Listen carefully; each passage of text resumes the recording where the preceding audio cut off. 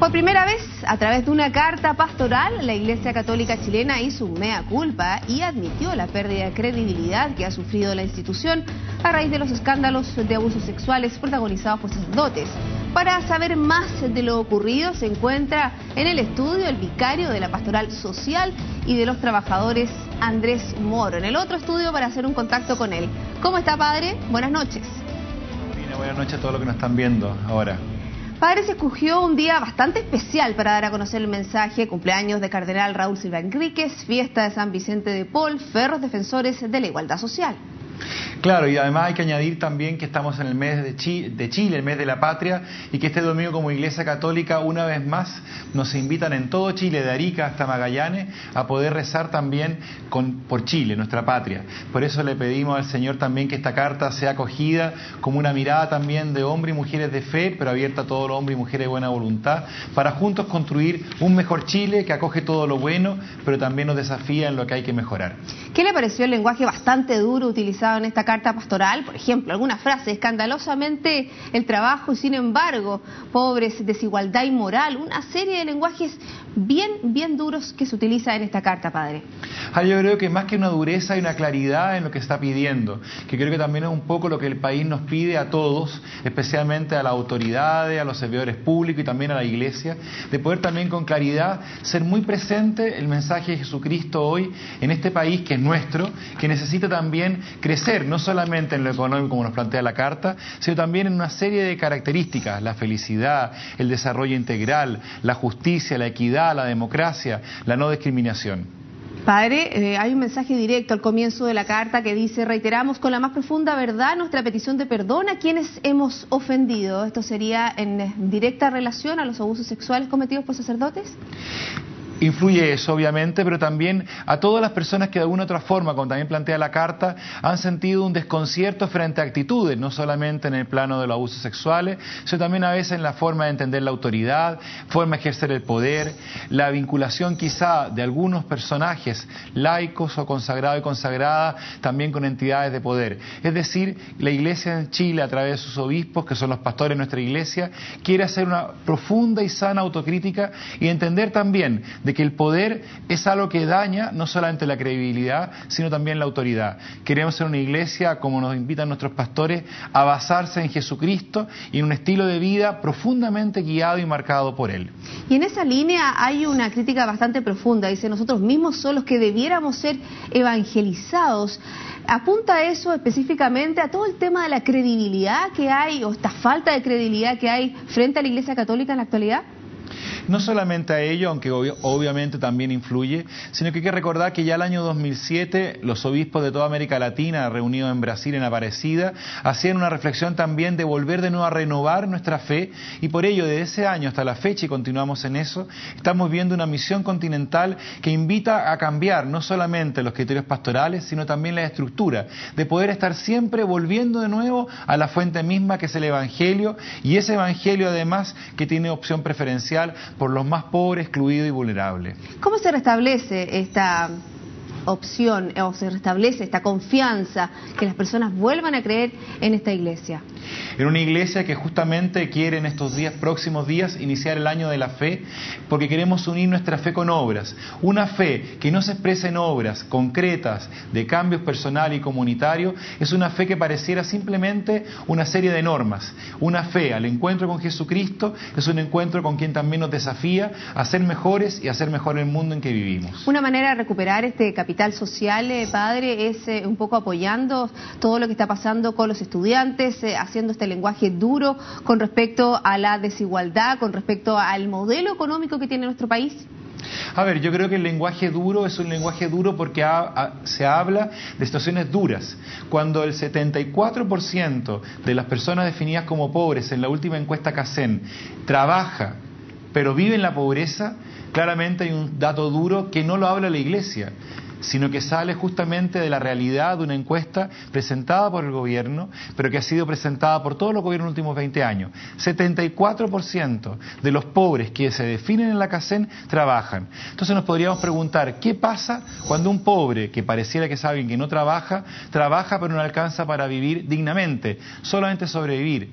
¿Qué pasa cuando tenemos también un país que pareciera que no logra encontrar el sentido, que como dice la carta, confunde los medios con los fines?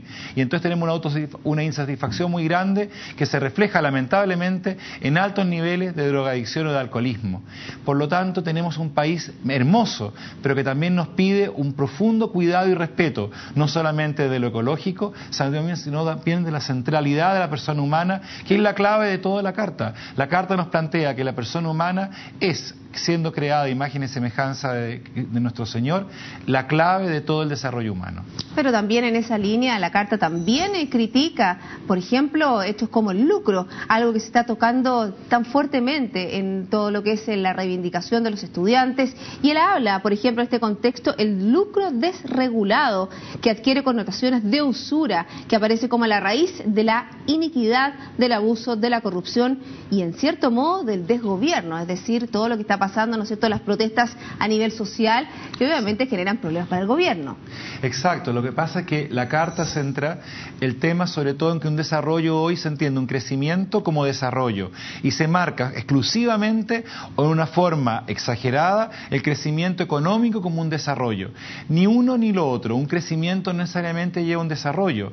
Y por otro lado también se nos quiere reiterar en la carta la importancia de cuidar elementos tan claves en nuestra sociedad como la familia.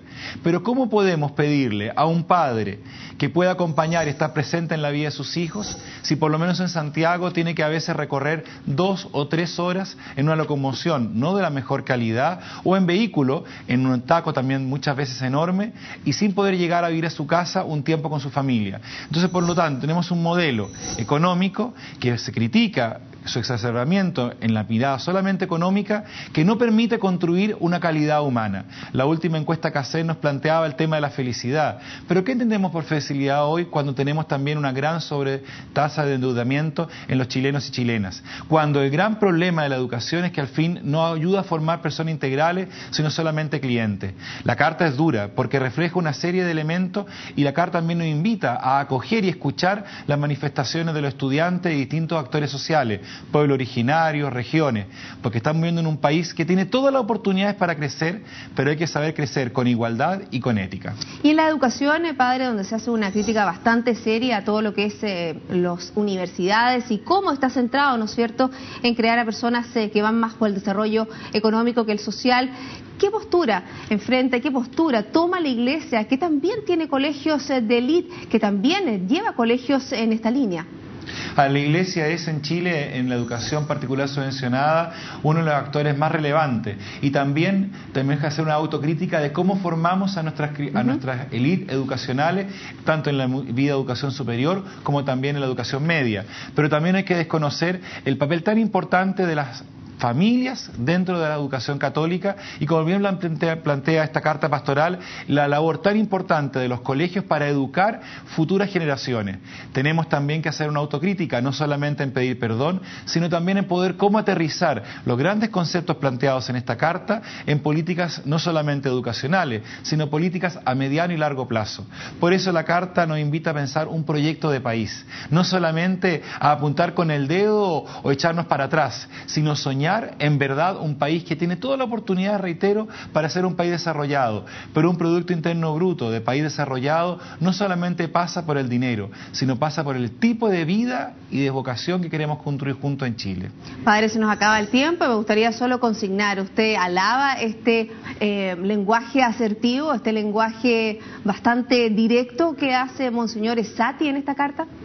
Yo creo de que primero la carta no es de Monseñor Esati solamente, él actúa como presidente de la Conferencia de Obispos de Chile, sino es todo el comité permanente. Es la primera carta del año 2007, en donde también los obispos de Chile los invitan a poder reflexionar, y a la carta lo dice directamente, está en sintonía con las cartas que del año 60 en adelante la Iglesia ha planteado. Por eso en Chile esta carta se relaciona directamente con el acto de fe que vamos a vivir el domingo aquí en Santiago a las 15:30 en Plaza de Armas. En el centro de nuestra ciudad vamos a hacer otro año más la peregrinación de la Virgen del Carmen como reina y patrona de esta patria, que se duele con la pobreza y la discriminación, que se duele con la injusticia y la desigualdad, pero también tiene la esperanza, puesta como todos los creyentes, en que el Señor nos ayudará a hacer un mejor Chile. Este domingo a las 15:30 es la forma concreta de empezar a vivir esta carta. Y también este domingo, padre, que es coincidente con esta carta, es el domingo de la oración por nuestro país. Queremos agradecer este contacto, esta conversación con CNN Chile. Muy buenas noches. Muchas gracias, buenas noches a ustedes.